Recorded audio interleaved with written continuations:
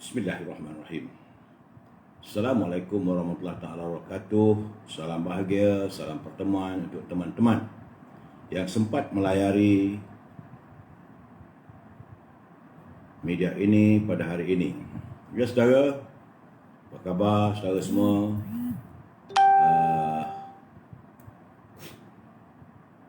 Saudara Hafiz Wan Basirun, apa khabar Hafiz? Saudara Syah Ibrahim, Ediksi Diksi, Amaluddin Sagi, Fazah Abu Bakar, Mizi Aziz, apa khabar Mizi? Ramzul, Zul, Nur Azwa, Pok Cham, Baharudin, Haji Azhar Manaf, Raban Tebin, yuk.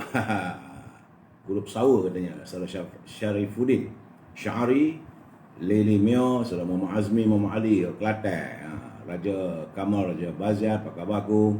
Semoga sihat satu keluarga. Saudara Samsul Anwar, Syah Ali, Roslan Mak Yatim, Syah Ibrahim, Cik Medan, Cik Kamaria, Ipap Zack, ini Salbiah Omar, Hasmah Nur, Abdul Kahar, Waalaikumsalam, terima kasih. Selamat malam Saudara Ruby Din, apa khabar Bi? Semoga sihat bersama pasangannya. Itu juga Wak Skimen. Saudara yang tak sempat saya santuni, jangan marah sebab malam ni banyak sangat subjek nak disentuh. Cuma saya nak mengingatkan, seminggu saja lagi, iaitu 7 hari lagi kita akan mula menjalankan ibadah puasa. Bulan Ramadan pun hadir. Kita sambutlah dengan penuh keceriaan, penuh kesyukuran bahawa insya-Allah tahun ini kita berpeluang berpuasa sekali lagi. Hari ini adalah hari suami bahagia sedunia. Cuma saya nak buat petikan sedikit sebelum saya beri pencerahan. Hari suami sedunia, kata Al Gore, after marriage, husband and wife become two sides of coin. Jadi selalunya bila dah berkahwin, selalunya suami isteri itu seperti shilling, mempunyai dua wajah yang berbeza. Walaupun mereka bersatu di atas keping, tanpa wajah sebelah lagi tidak adalah koin itu. Jadi kata Socrates pula, by all means marry. If you get a good wife, you be happy. If you get a bad one, you become a philosopher. Kalau anda memperolehi seorang isteri yang baik, maka anda pasti hidup bahagia. Tapi kalau anda dapat isteri yang bengking, maka anda akan menjadi seorang filosofer, seorang ahli falsafah. Itu kata Socrates. Bill Clinton kata, I had some word with my wife and she had some paragraph with me. Jadi kata Bill Clinton, saya mempunyai sedikit saja ayat untuk saya nyatakan pada isteri, tapi isteri saya akan membacakannya sebagai satu para. Itulah. Bagaimanapun saya mengucapkan selamat hari bahagia untuk para suami, termasuklah diri saya. Para saudara semua, jangan lupa hari ini adalah hari suami sedunia. Selamat merayakannya. Jadi macam Ruby Din tu, jagalah pasangan anda sebaik mungkin. Tajuk malam ini sedap juga, Raja Kamal, Raja Badan. Sekejap lagi saya bagi tahu. Sabar aku. Sebab saya hari memberi pencerahan hari ini 6 April, COVID-19. Alhamdulillah jumlahnya walaupun meningkat, tapi masih lagi bersekitar pada 1000 lebih. Semalam 1070, tapi hari ini 1300.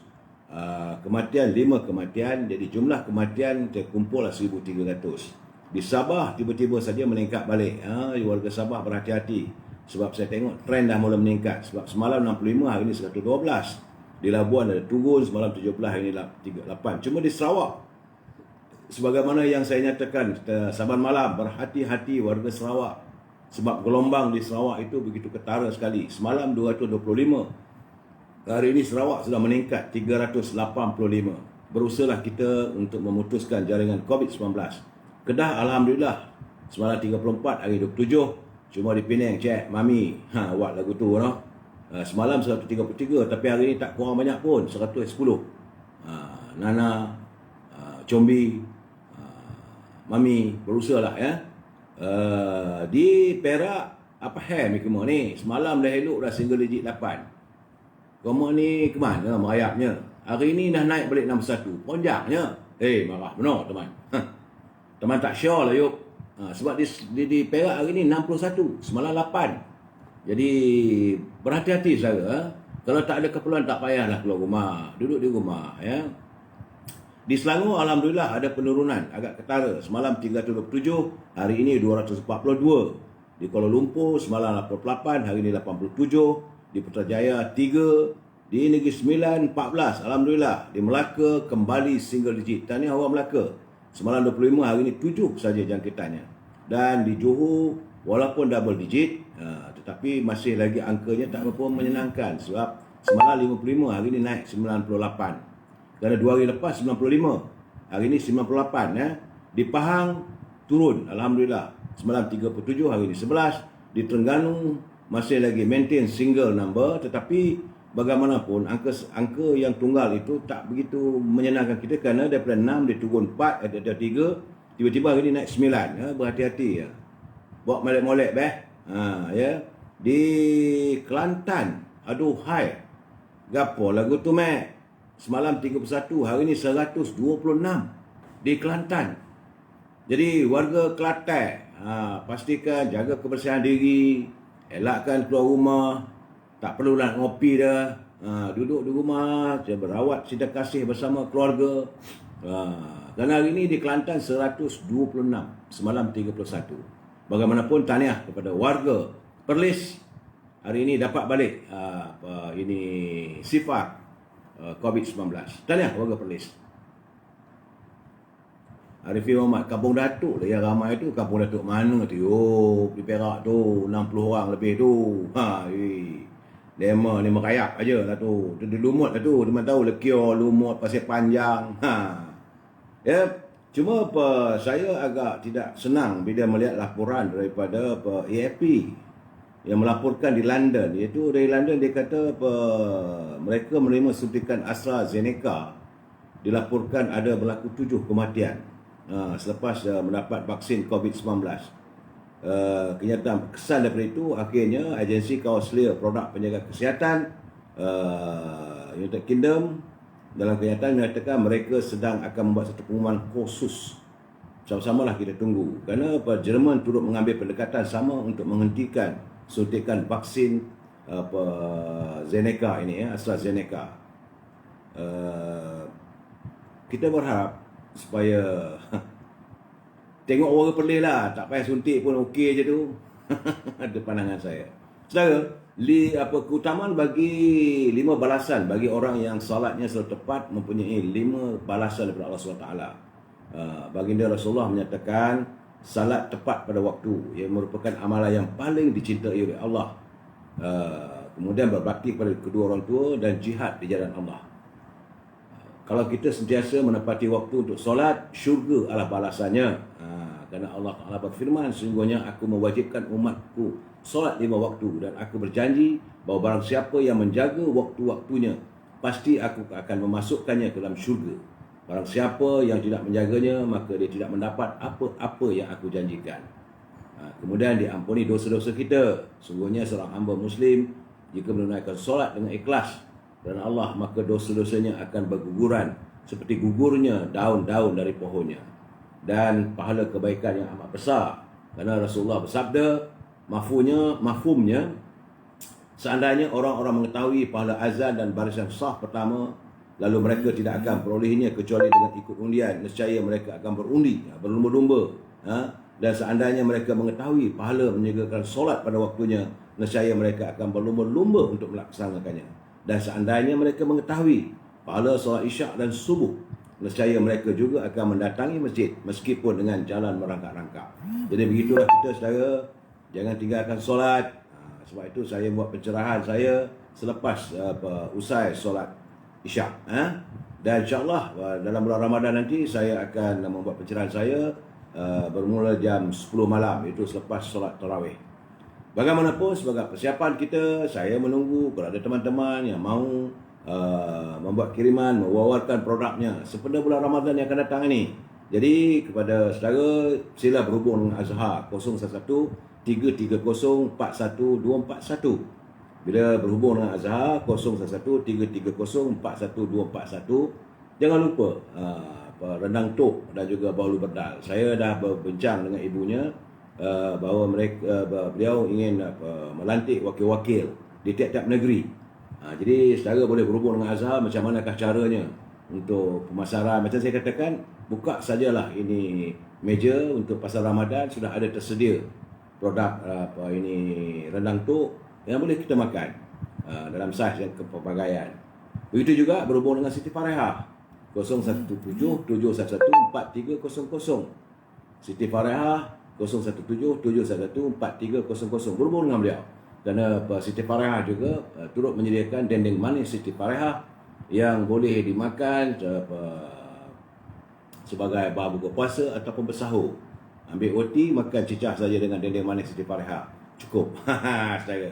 Begitu juga bagi yang tinggal di kawasan Kelang Valley ataupun Lembah Kelang ini, berhubung dengan Syauqi 012-357-5703. Itu untuk mendapatkan buah kurma jenis ajwa, safawi, mariami, mejul. Saya suka mejul. Buah tin, aprikot serta kismis untuk berbuka puasa.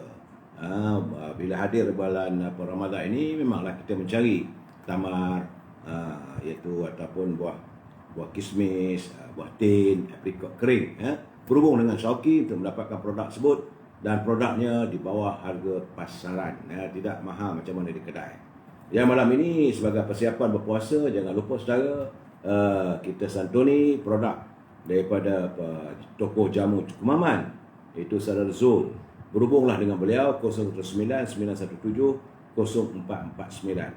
019-917-0449. Ini Habatus Sauda Tunjuk Langit, itu madu Arab. Saudara, madu Arab Tunjuk Langit, Habatus Sauda berfungsi untuk merawat tubuh secara menyeluruh dan bertindak ke atas punca sebenar penyakit.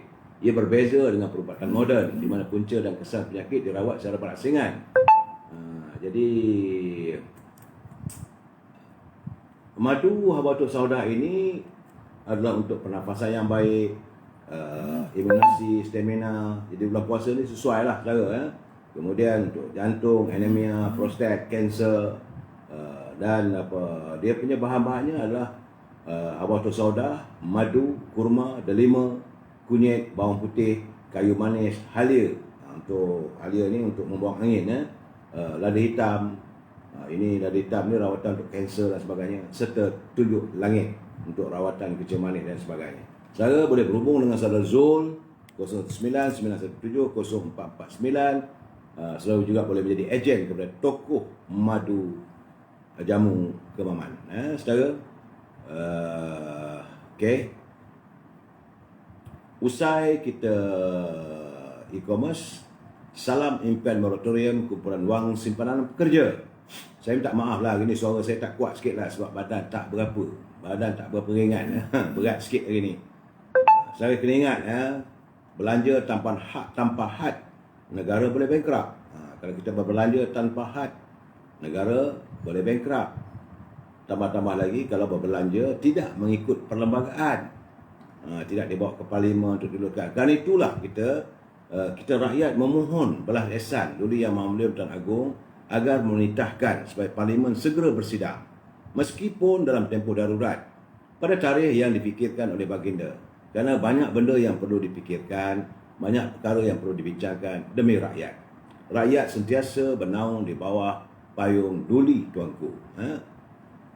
Malam ini tajuk perbincangan kita adalah bila sesama manusia dibinatangkan. Astaghfirullahalazim. Tajuk perbincangan kita. Sebelum saya beri pencerahan, kita santun dulu pantun Pak Nazir. Apa kata Pak Nazir? Tanam pisang di kebun Pak Harun, pokok 66 sama keladi. Hati gersam bagaikan gurun. Apa ditanam serba tak jadi. Ini adalah keadaan hari ini, saudara. Ekonomi kita buat macam mana pun macam tak jadi je lah. Dari dengkil ke Seri Menanti, beli bahulu dalam kotak. Menjadi wakil pilihan majoriti. Jadi tidak malukah? Tidak melalui menjadi kata. Jadi artinya berusahalah kita kalau kita menjadi wakil rakyat. Jadi biarlah ada maruah kita. Jangan tak rasa Melayu, tak rasa malu berkata-kata sembarangan. Kemudian apa kata Saudara Jamil Idris? Dia kata kurang cili ditambah lada, walaupun ia berbeza warna. Walau terguris jiwa di dada, perjuangan akan terus kulaksana. Oh, semangat dia ni. Mati semut kerana gula, sebab gula manis rasanya. Rakyat tetap akan dibela walau sampai ke hujung nyawa. Terima kasih saudara Jamil mengingatkan kita untuk kita sentiasa kukuh semangat. Baik saudara, sebelum saya beri pencerahan lagi, saya ingin mengingatkan bagi mereka yang menyunting semula live saya dan masuk ke channel YouTube, anda bertanggungjawab di atas suntingan yang dibuat. Saya tidak akan bertanggungjawab langsung ke atas komen-komen diberikan oleh pembaca. Jadi sila pastikan anda berfikir panjang terlebih dahulu sebelum menulis komen anda di sini. Ya, pihak saya juga tidak mampu untuk memantau kesemua komen yang ditulis di sini. Segala komen anda adalah hak dan tanggungjawab anda. Dan permohonan saya daripada anda hanyalah kalau boleh berbicara dengan bahasa yang baik, dengan sopan dan tidak memaki hamun. Sebab semalam saya dah nampak ada dah mula teman-teman yang mencarut dan sebagainya. Jangan saudara, kita warga bangsa Cita Damai yang harmonis. Kita menggunakan bahasa yang baik. Ya. Saudara Mel Alim, Amu Amel dan sebagainya. Ingat bahawa kita bangsa cinta damai. Dan kita sentiasa memohon agar kerajaan kebajikan didahului dan rakyat disantuni. Sebab rakyat, saya sudah semakin resah bila hadirnya bulan Ramadan ini. Keperluan makanan, sedangkan wang di poket semakin nipis. Jangan sampai tak ada langsung, sudahlah. Tak tahulah saya apa berlaku dengan moratorium pihak bank, masih belum ada sebarang kenyataan. Begitu juga dengan kumpulan wang sebenaran pekerja. Mungkin ada yang dapat tapi tidak sepenuh sebagaimana yang diminta. Jadi berusahalah saudara meminta dan berdoalah agar ada cahaya nanti untuk kita. Kerana hari ini saya menerima kiriman dia kata isu panas kerana syarikat-syarikat kontraktor banyak yang mengalami kerugian disebabkan kenaikan harga barang mencecah pada 100%. Jadi mereka-mereka yang terlibat dalam usaha dagang sebagai kontraktor pastilah terkesan yang amat sangat kerana nilai kontrak itu sudahlah rendah tetapi barangan diperlukan sudah naik 100%. Contohnya dia kata pasir dulu RM60 satu lori, satu ela sekarang RM80. Paip daripada RM30 naik RM60 dan bagi sekampit semen dari 14 dan naik RM18 dan segala-galanya naik. Bagaimana rakyat mahu untuk meneruskan usaha dagang sebagai kontraktor? Sektor pembinaan saya amat bersimpati sebab utusan Malaysia telah mendedahkan seorang kontraktor yang berpengalaman selama 10 tahun membina rumah, iaitu saudara Hazrul Hafiz Hashim. Dia kata harga besi menunjukkan kenaik ketara. Harga besi naik 100%. Jadi jika tidak ada kawalan, bagaimana mereka meneruskan usaha untuk berniaga? Sebab itu saya katakan berkali-kali, Kementerian Perdagangan Dalam Negeri dan Haiwan Pengguna, tengok. Jangan anda kesedapan saja, turun ke lapangan. 2-3 minggu dulu saya hari-hari menyatakan tentang barangan di pasaran. Jadi besok lusa mungkin saya akan turun ke pasar nak tengok pula lah bagaimana menjelang bulan Ramadan ini, bagaimana harga barangan. Saya yakin tentu akan naik meningkat. Hari ini harga kelapa pun dah RM1.60 sebutir. Santan tak tahu berapa ringgit lah, RM8, RM10. Jadi akhirnya rakyat juga yang menanggung kesan yang begitu tinggi. Sedangkan mereka yang berada di anjung kuasa seolah macam tak ada buat apa. Dan saya amat terperanjat apabila Menteri Ekonomi Datuk Mustafa Mohamad mengatakan bahawa para siswazah yang mendapat pekerjaan dengan gaji 1,200, siswazah yang dapat gaji 1,200 tu perlu bersyukur katanya. Astaghfirullahalazim.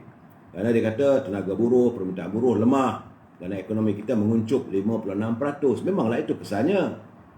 Jadi apakah tindakan kerajaan? Apakah usaha pihak pimpinan kerajaan? Jangan kata cukuplah.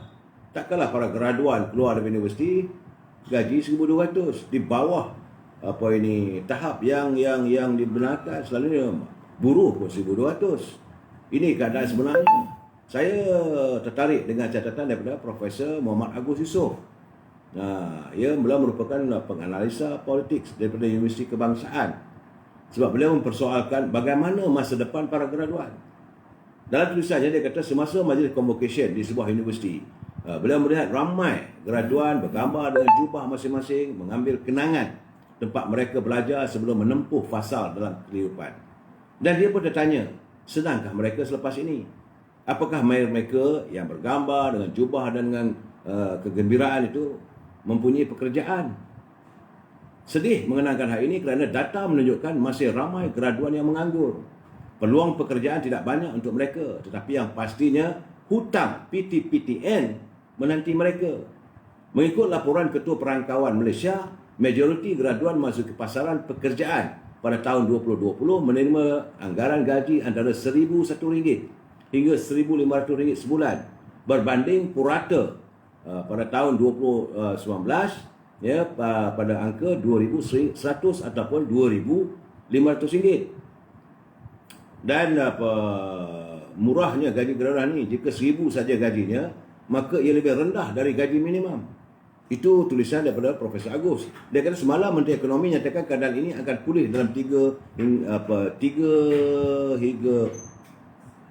hingga bulan lagi. Dalam 3-4 bulan lagi. Bagaimana akan pulih? Tak dinyatakan.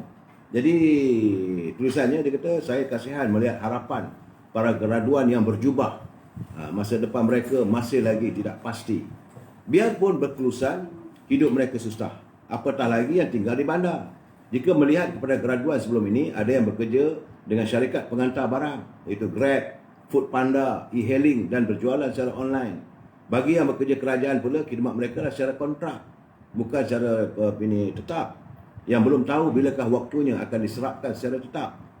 Bank Negara Malaysia menyatakan gaji layak untuk individu bujang. Ini laporan Bank Negara yang tinggal di Kuala Lumpur ialah sebanyak 2,700.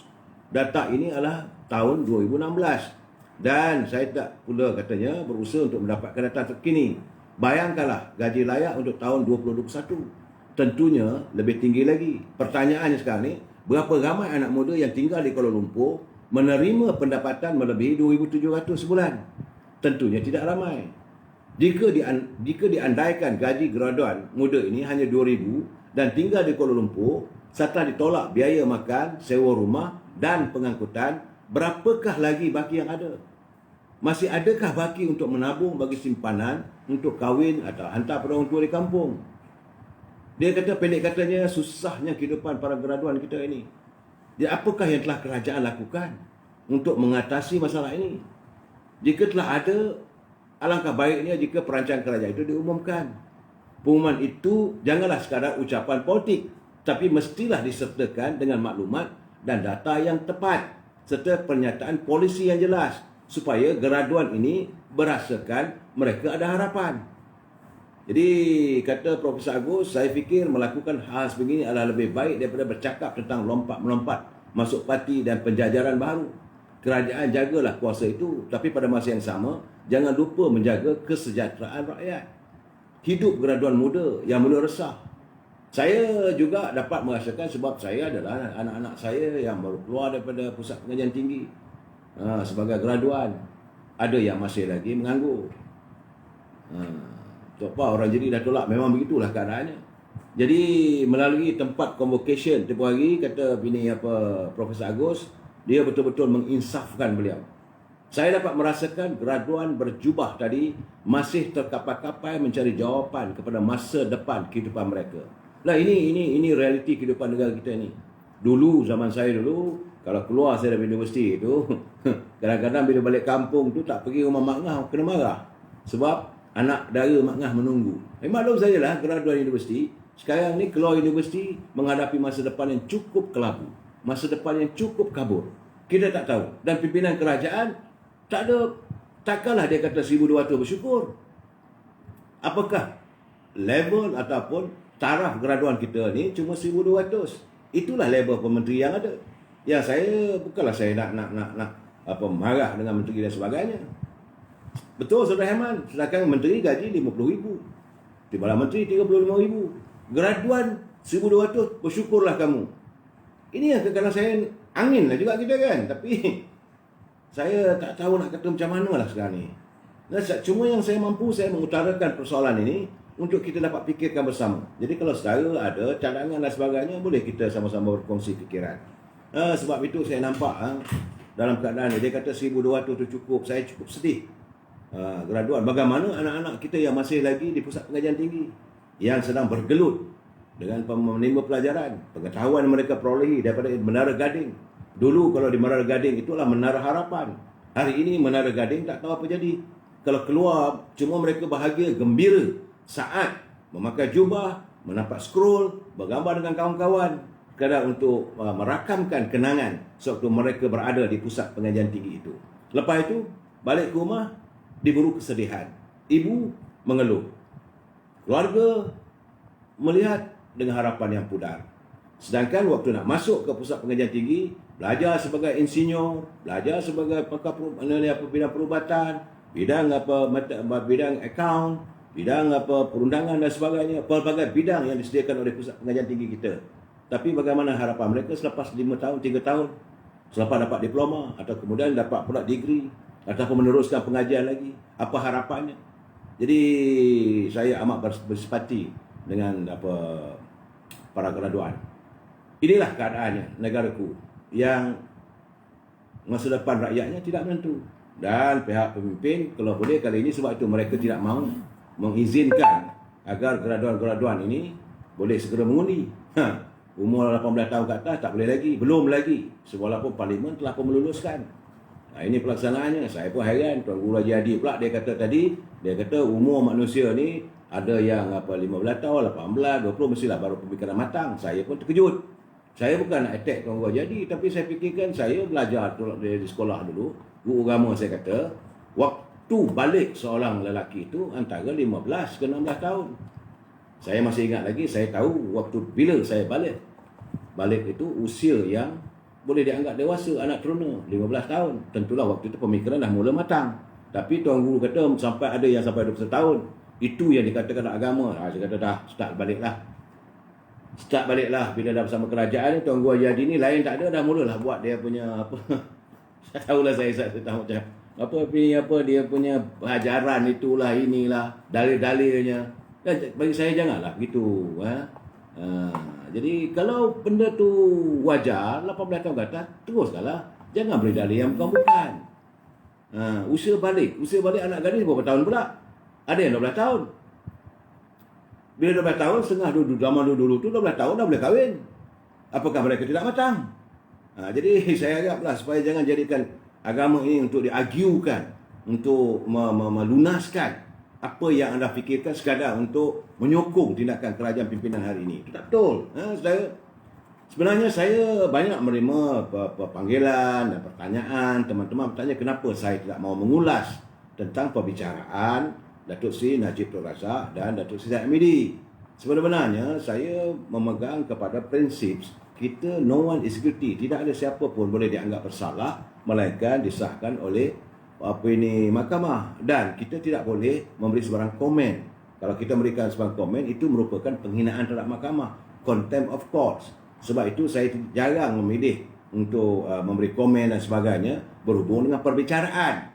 Tetapi hari ini saya tengok sekadar untuk pengetahuan sepintas lalu. Ini tidak komen sebab semalam walaupun ada yang keluar dalam wall, dia kata walaupun menolak penangguhan Datuk Seri Najib semalam, tapi hakim masih memberi kebenaran untuk tim peguam Datuk Seri Najib untuk memfailkan secara rasmi penangguhan kes SRC supaya boleh menunggu dokumen dari US DOJ, iaitu Department of Justice di Amerika. Jadi dokumen yang akan sebab tim peguam Datuk Najib dia nak menentu kerana ada perkara-perkara yang mau dibuktikan di mahkamah, iaitu pertama sekali tim Lesner. Di Amerika tim Lesner mengaku mencuri, dia mengaku berkomplot, dia mengaku menipu syarikat dan merasuah pegawai-pegawai YMDB. Sebab itulah pegawai-pegawai YMD ni asyik ikut cakap jolo, sanggup langgar board of director, palsukan tanda tangan, palsukan dokumen dan sebagainya.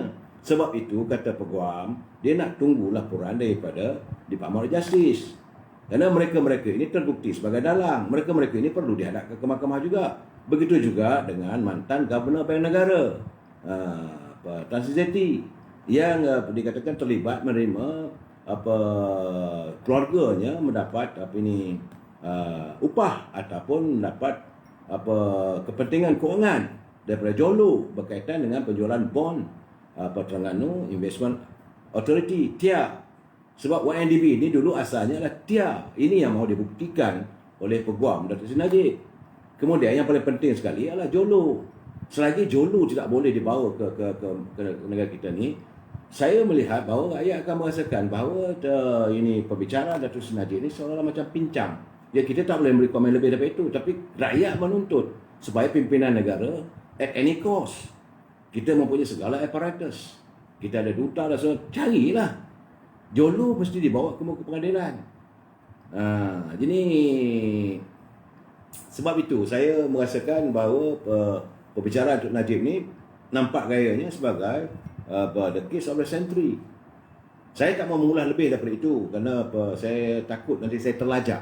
Kalau saya terlajak, saya boleh diambil tindakan contempt of court. Cuma saya memberi pencerahan. Dan kita cuma boleh melahirkan pertanyaan. Kenapa Jolo tidak dibawa? Apakah kali ini pembicaraan dalam rayuan ini Tan Sri Setia juga akan dibawa ke muka pengadilan sebagai bukti? Sebab adanya bukti menyatakan keluarga Tan Sri Setia mempunyai simpanan wang berjuta-juta ringgit di Bank Singapura. Begitu juga dalam menyentuh kes tindakan lembaga hasil dalam negeri semalam, saya geleng kepala sebab tiba-tiba saja semalam Datuk Seri Najib telah pun diberikan tuntutan oleh lembaga hasil dalam negeri yang menuntut Datuk Seri Najib membayar sejumlah 1.6 bilion ringgit. Saya pun bersembang dengan kawan-kawan semua, ramai juga kawan saya tanya, dia kata orang terkaya di Malaysia pun tak mampu nak menyediakan sejumlah 1.6 bilion selongguk begitu. Mana nak cari? Siapa yang kaya di Malaysia ni yang ada 1.6 bilion? Mana ada? Jadi bila kena tindakan begitu, kita kata apakah tindakan ini memenuhi perundangan? Bagaimanapun kita biarlah ini peguam-peguam Datuk Seri Najib akan berhujah di mahkamah nanti, katanya daripada bulan 5 Mei nanti katanya. Tapi bagaimanapun persoalan kita, sebab Ketua Pegawai Eksekutif Lembaga Hasil dalam Negeri dulu, Tan Sri Dr. Mak Syukur Mahar, ada menyebut, dia kata jika pendapatan itu tidak tertakluk kepada cukai, maka ia tidak boleh dikenakan cukai. Sumbangan politik tidak tertakluk kepada cukai. Argument sekarang ini 1.6 bilion. Saya tak mau komen lah. Untuk kita ini dulu Dr. Mahathir masa dia berceramah semua kononnya 1.6 bilion berapa? 1,000 lori. Takkan ada Datuk Najib ada 1,000 lori wang nak dibawa ke lembaga hasil dalam negeri longguk 1.6 bilion. Satu benda yang sukarlah. Jadi saya Saudara Abdul Rahman Putra, kalau tentu Jolo bersalah pun tak semestinya orang lain tak bersalah. Saya setuju dengan pandangan saudara, tapi kita jangan argue. Sebab let's mahkamah ni Rahman, saya je untuk apa kita nak berdebat sesuatu benda yang masih lagi dia perangkat rayuan dan sebagainya. Biarkanlah. Cuma kita merasakan kenapa tidak dibawa ke Jolo persoalan rakyat. Ini pimpinan kena menjawab. Saya bukan katakan mau mendahului mahkamah, tak boleh. Saudara Rahman juga nanti boleh kata contempt of court. Tiba-tiba kata mahkamah tak salah, macam mana nanti? Ya kita. Jangan. Kita berbincang secara matang. Cuma rakyat bertanya, bagaimana Nek Faizal? Bagaimana dengan Jolo? Ini masalahnya. Jadi bukannya kita nak membela membabi buta, sebab ini menimbulkan permasalahan dalam sistem perundangan kita. Dan kita tak boleh mencabar mahkamah. Jadi kita mengharapkan pihak berkuasa berusahalah untuk mengemukakan. Memang ramai yang berusahalah mengemukakan siapa sahaja yang dirasakan terlibat, bawa ke muka pengadilan. So justice, it must be seen. It must be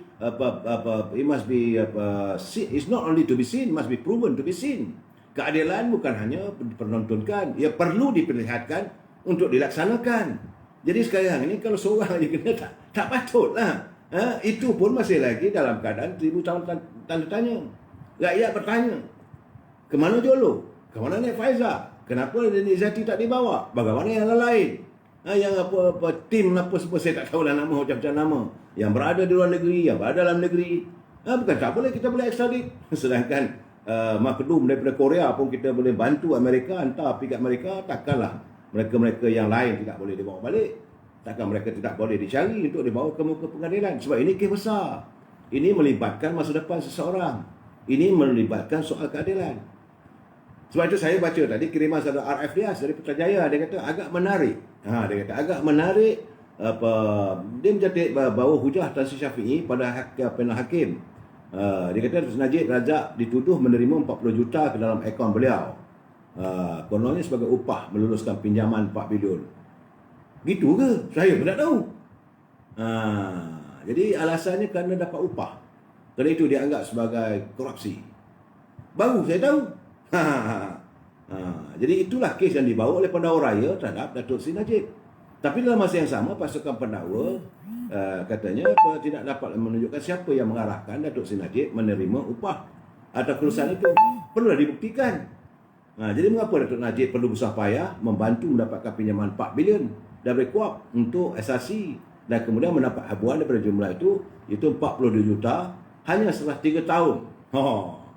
Bila kita tengok dia punya laporan begitu, saya tak boleh nak beri laporan lebih, saudara. Banyak saya dapat ni. Tapi ini saya tak mahu nanti contact of courts.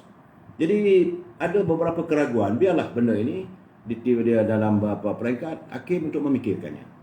Sebab bagi kita mengharapkan keadilan mesti ditegakkan. Kita adalah negara rule of law.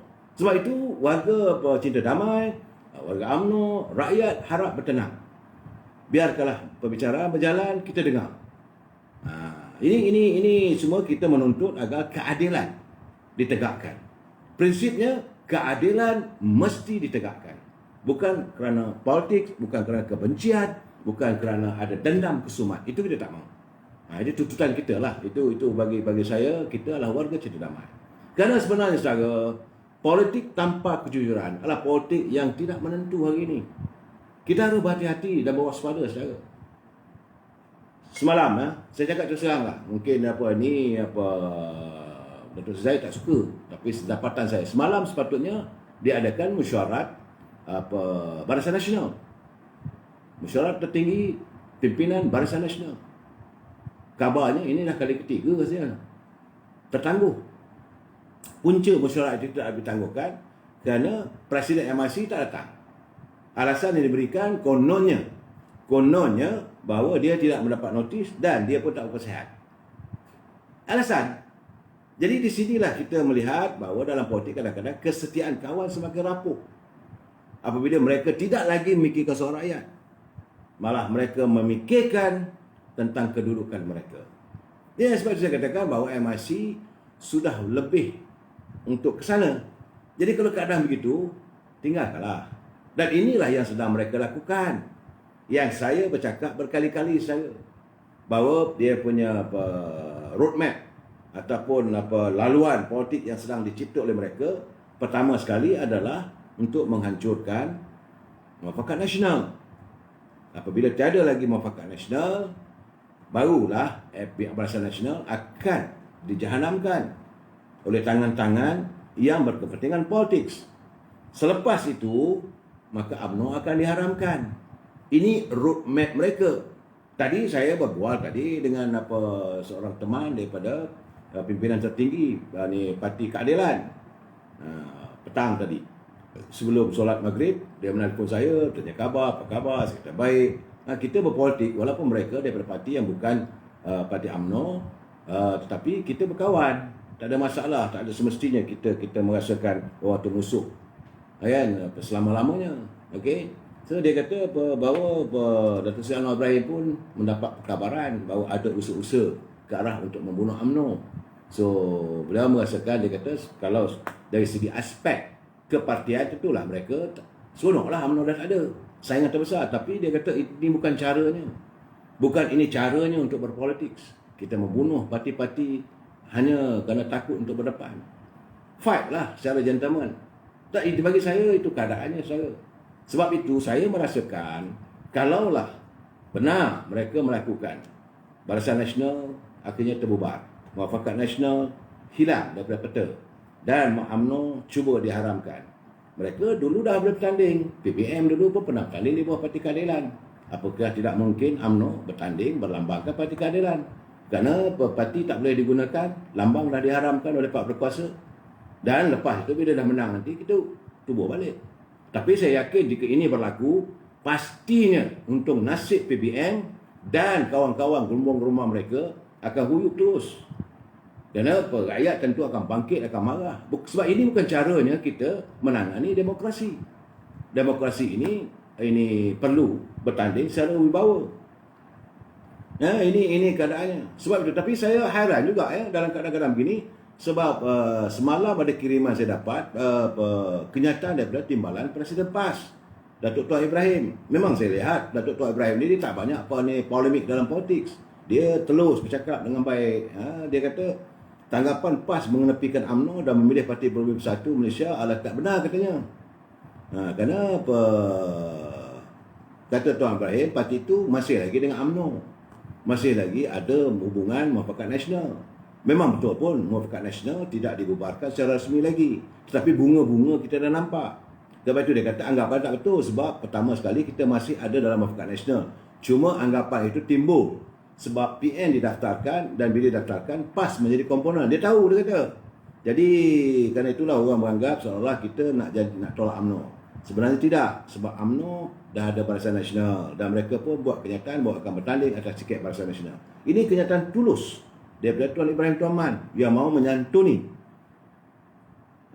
Cuma kita hairanlah setengah pimpinan dalam PAS. Saya tak kata semua saudara warga PAS jangan marah kat saya. Saya menzahirkan Sabah malam ini memberi pencerahan dapatan saya.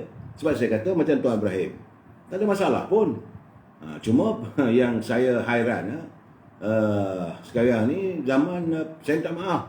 Warga PAS jangan marah sebab dalam saya punya catatan saya dapat cantik sungguh bahasa Tuan Guru Tuan Haji Hadi.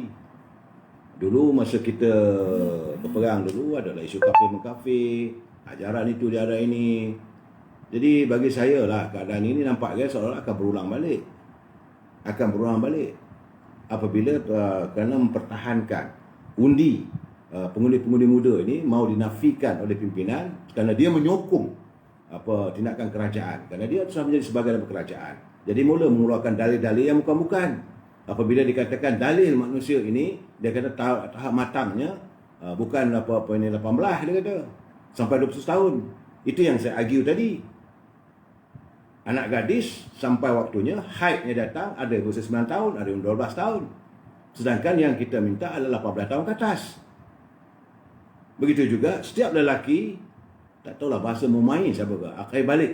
Yang bila dia balik, anak muda balik adalah pada usia 15 tahun, ada yang 12 tahun. 15, 16, 17, 18. Panjang tempoh tu. Tapi bila Tuan Guru mengatakan umur 21 barulah matang sepenuh-penuhnya mengikut Islam, saya termenung. Kata Tuan Guru dah mula dah ni. Sebab saya melihat juga cantik tu bahasa Tuan Guru ni kadang saudara. Sebab laporan Metro yang ditulis oleh saudara Nur Fazlina Abdul Rahim dan Siti Rohana, boleh semak Metro. Bila Tuan Guru Haji Hadi tiba-tiba dia kata jangan peduli anjing yang menyalak. Saya pun menung, astagfirullahalazim. Kenapalah sanggup membinatangkan sama manusia? Carilah bidang yang baik. Kalau kita agama Islam ni agama yang syumul, agama yang kaya dengan budi bahasanya. Dia tidak akan membinatangkan manusia. Kalau nak marah sangat pun dia kata janganlah kamu menderhaka terhadap Allah. Ikutlah sunat. Apa yang dilakukan oleh Rasulullah SAW penuh dengan tertib. Baginda malah ada kisah-kisah baginda dibaling dengan najis pun baginda tidak membalasnya dengan begitu. Apabila dicabar, cuma baginda berdoa kepada Allah SWT agar diturunkan mukjizat dan sebagainya. Jadi kalau kita nak gunakan agama Islam ini sebagai landasan perjuangan kita, ikutlah sunnah Rasulullah.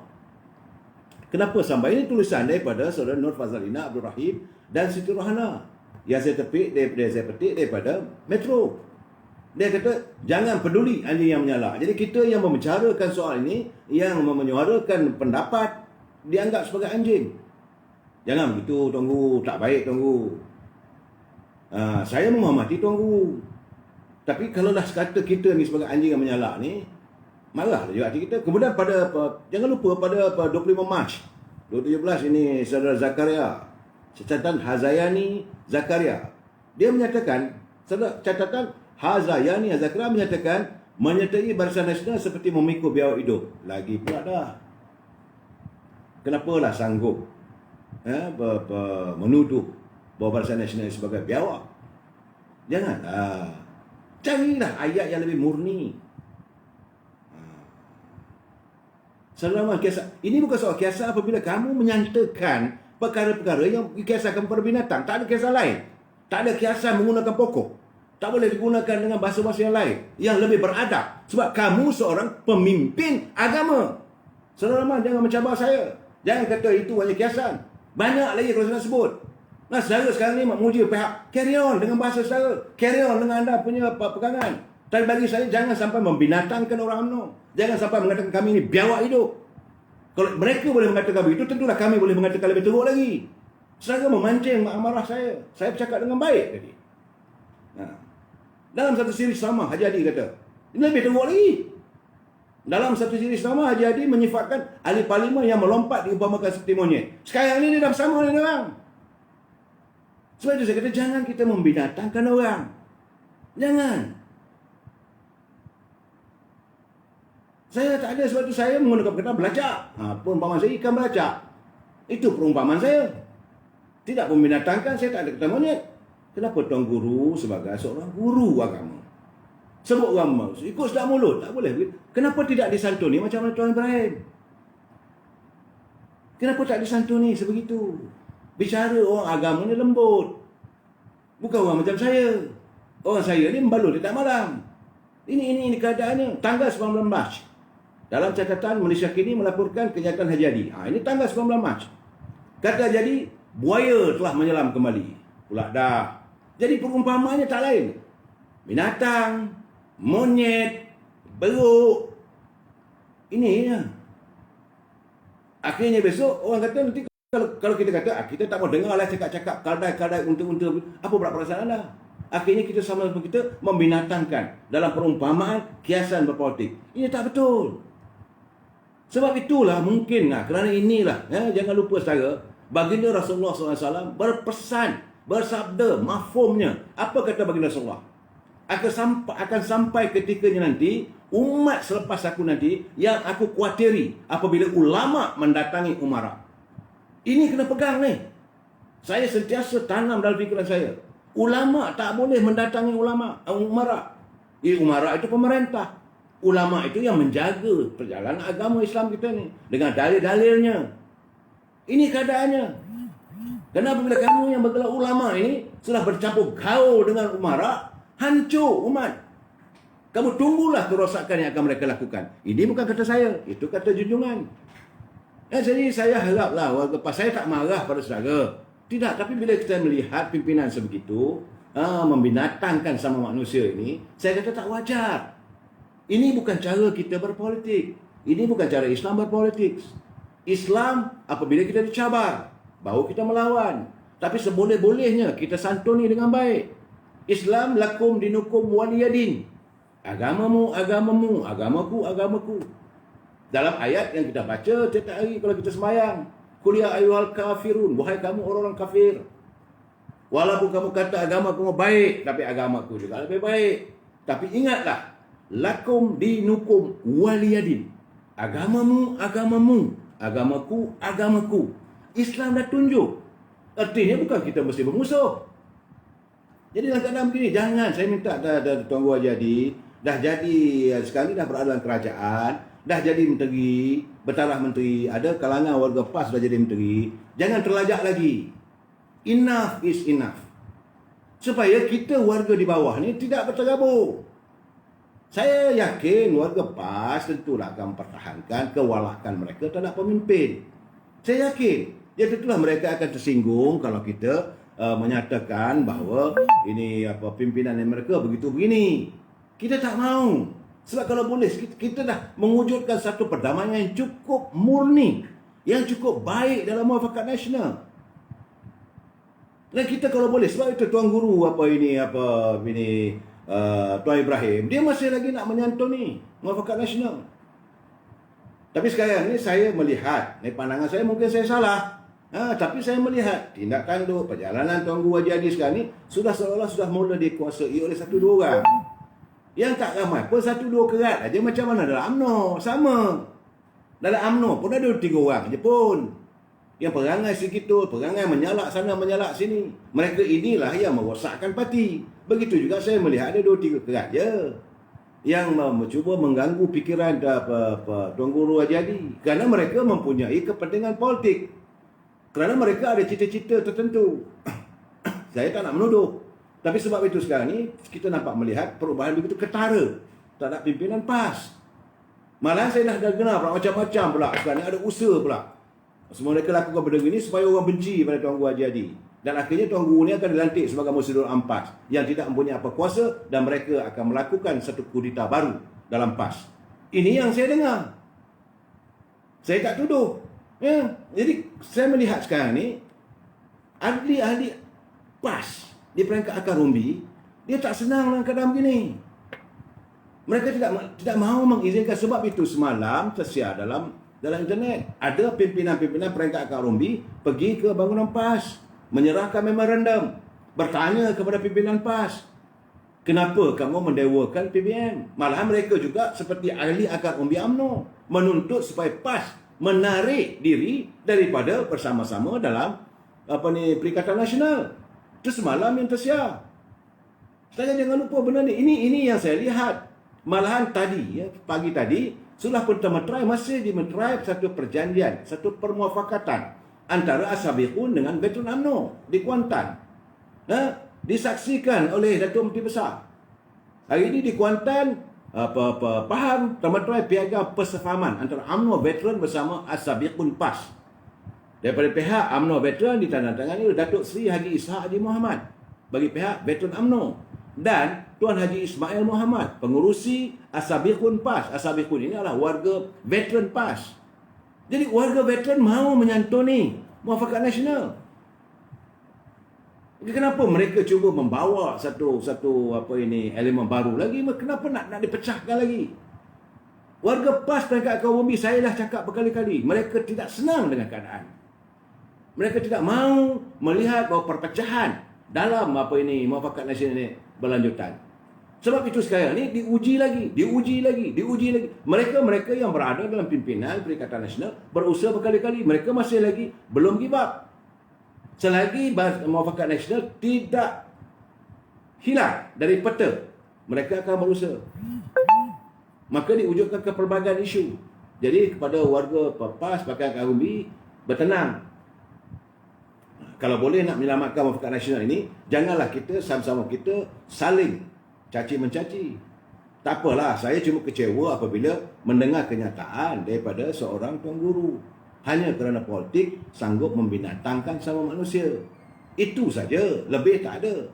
Dan saya merasakan dalam keadaan hari ini, dalam politik hari ini, sepatutnya perlu ada keinsafan kepada kita. Kita perlu insaf bahawa umat Islam sekarang sedang diuji. Diuji ketakwaan kita. Diuji budaya kita, diuji kepimpinan kita. Apakah kita mudah terperangkap dengan percaturan politik-politik adu domba yang dilakukan oleh mereka? Ini perlu kita santuni bersama, saudara. Sebab itu walaupun macam hari ini di Sabah melompat lagi daripada ke parti adun yang saya laporkan, tak silap saya 2 minggu lepas saya dah katakan bahawa ahli Dewan Undangan Negeri ahli Dewan Undangan Negeri kawasan mana dia? Iaitu Hassan Ghani, Panglima Amir, telah pun menyertai Parti Pribumi secara rasmi dan menyerahkan borang kepada Timbalan Presiden PBM di Sabah. Mereka akan meneruskan. Mereka akan mengambil siapa saja untuk menyertai mereka. Tak apalah, itu tak ada masalah pada kita. Sebab rakyat dah melihat. Mereka dapatlah melihat kerja lain, tak ada untuk melihat berlakunya lompat-melompat dan tidak mahu mententeramkan suasana politik. Dan mesti dikeruhkan lagi. Bukan untuk menyantuni supaya rakyat bersatu padu. Sebab itu sehingga hari ini ekonomi kita berterusan dalam keadaan yang sebegini. Saya melihat bahawa apa yang berlaku. Warga PAS, macam saya katakan tadi, mereka sudah pun melontarkan permintaan dan mendesak agar pimpinan PAS mengkaji semula keberadaan mereka dalam Perikatan Nasional. dan memutuskan hubungan dengan PBM sebagaimana UMNO. Yang ini yang malam tadi waktu saya memberi bersiaran malam tadi ada pula saya malah nak sebut nama tu. Sebab saya dengar balik sekitar dalam 12:30 malam tadi. Kenyataannya separuh bohong. Hanya mengatakan bahawa dia bekas esok agung, saya buat benda, dia buat begitu, dia buat begini. Separuh bohong. Jadi bagi saya tak payah dengar lah cakap orang macam tu. Mengarut. Hari ni katanya dalam esok awan ni. Cakap lah. Kamu tunjuklah bahawa diri kamu tu hebat. Lain tak ada. Seorang yang memuji dirinya bahawa dia sekarang dalam masa dia sekarang ni orang saya kata orang gila meriat. Gila meroyat. Jawatan dah tak ada. Tapi nak tunjukkan bahawa diri dia masih penting.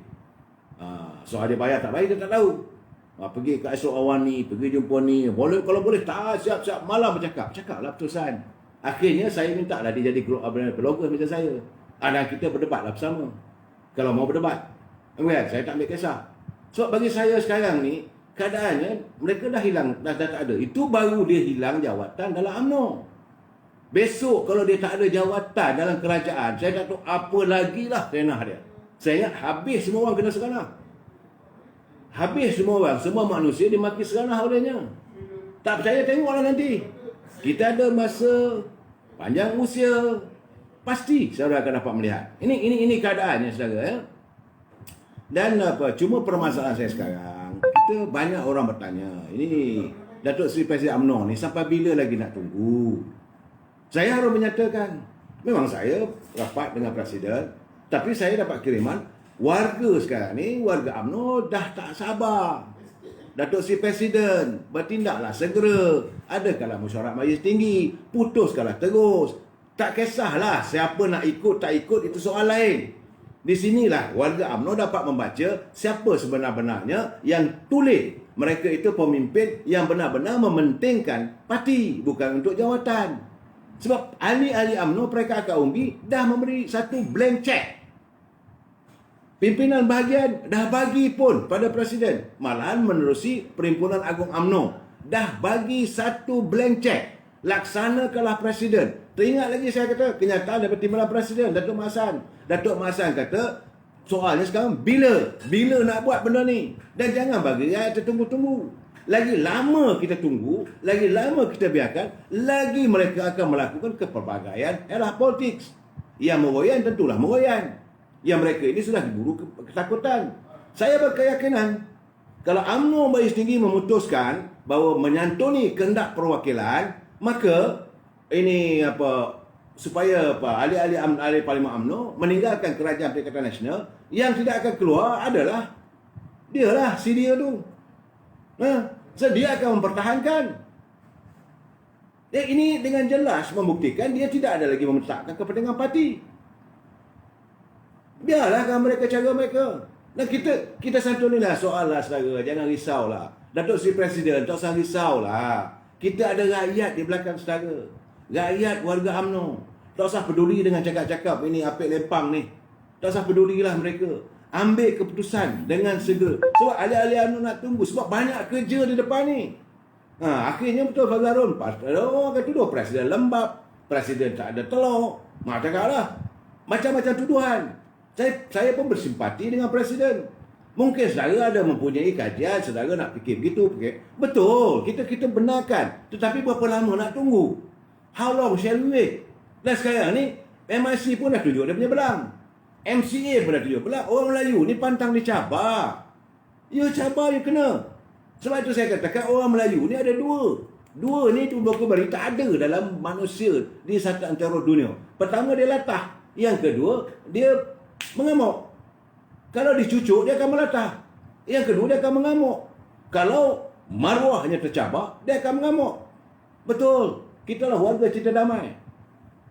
Saudara Wan Azmi, memang kita nak menyantuni dengan sebaik mungkin. Tapi sekarang ni keadaannya, Perhimpunan Agung dah buat keputusan. Janganlah ikut cakap dia, orang kata ni bukan keputusan. Ini keputusan, dia orang yang baral saja yang mengatakan itu adalah orang-orang tertentu. Tidak. Ini bermula dari bawah. Daripada cawangan. Daripada cawangan bawa ke bahagian. 22,000 cawangan yang bersidang, kebanyakannya, majoritinya membawa usul supaya kita memutuskan dengan PBM. Kita nak putus dengan PBM bukan pasal apa, sebab maruah kita dah tercabar. Orang UMNO bila maruah dicabar, dia dah mengamuk. Dia kata, sudahlah, tak mahu lagi. We don't want to be carried away with this coalition. Cukup-cukuplah. So kalau mereka, sebab mereka kata mereka kuat, biarlah mereka kuat. Sebab mereka mengatakan, tanpa PBM, orang UMNO takkan dapat jadi menteri. Ini masalah yang sebesar-besarnya yang di-create oleh mereka. Bukan masalah dari kita. Kita menyantuni dengan baik. Hati Presiden baik. Nak tengok ketenteraman politik. Tapi mereka tidak menyantuni dengan baik. So, apa jalan lagi? Ikut sajalah kehendak ahli. Jangan kita memikirkan, lagi lama kita tunggu, lagi berat ni. Ahli-ahli peringkat ekonomi bertanya, bila. So, jadi Datuk Seri Presiden kena membuat keputusan sesegera mungkin. Saya dah bertanya hari Sabtu lepas. Datuk Seri Presiden kata, soon. Mudah-mudahan. Mungkin agaknya, kabarnya Biro Politik dah bermesyuarat. Teruskan saja, jangan takut. Datuk Seri Presiden kena ingat, di belakang Datuk Seri Presiden, kita ada 37 juta ahli-ahli UMNO. Ahli-ahli UMNO berdiri teguh di belakang kepimpinan kita. Kalau setakat 3-4 orang tu dengan lembu-lembu yang ada, yang menyokong mereka itu, tak boleh pakai lah. Biarlah mereka tu memanglah nak tunjuk bahawa orang ni tak betul, orang ni tak betul. Mereka saja yang betul. Jadi Datuk Seri Presiden ikut apa kehendak perwakilan, apa kehendak ahli UMNO. Lain tak ada. Kita bincang lagi malam esok. Wabillahi taufiq wal hidayah. Assalamualaikum warahmatullahi wabarakatuh. Selamat malam.